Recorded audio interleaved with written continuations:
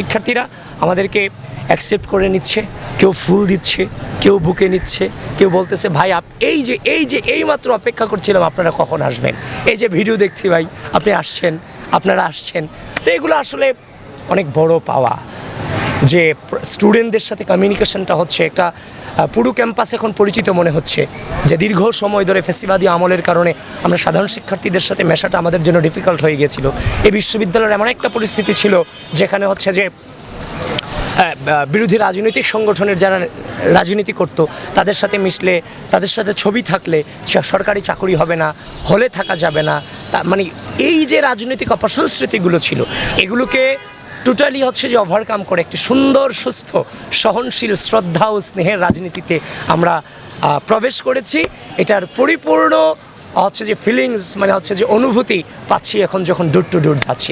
ডাকসু শুধুমাত্র ঢাকা বিশ্ববিদ্যালয়ের বিষয় না, ডাকসু গোটা বাংলাদেশের বিষয়।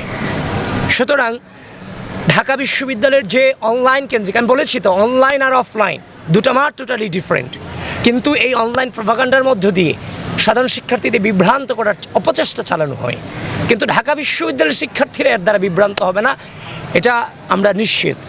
কিন্তু গোটা বাংলাদেশে একটা থমথমে পরিস্থিতি তৈরি করার অপচেষ্টা চলছে বিভিন্ন অনলাইন প্রপাগান্ডার মধ্য দিয়ে। এই জন্য ঢাকা বিশ্ববিদ্যালয় নির্বাচন কমিশন আপনাদের সকলকে আমি আহ্বান করব, আপনারা রাষ্ট্রের সাথেও, রাষ্ট্রের যারা দায়িত্বশীল আছেন তাদের সাথেও আপনার প্রপারলি নিবিড় যোগাযোগ রাখেন, এবং রাষ্ট্রের থেকেই যেই অনলাইন গ্রুপগুলো প্রতিনিয়ত মিসইনফরমেশন, ডিসইনফরমেশন ছড়াচ্ছে সেগুলোকে রাষ্ট্রীয়ভাবে ব্যান করার উদ্যোগ আপনারা গ্রহণ করবেন। শেষ একটা প্রশ্ন, আচরণবিধি লঙ্ঘন হচ্ছে কিনা? Thank you.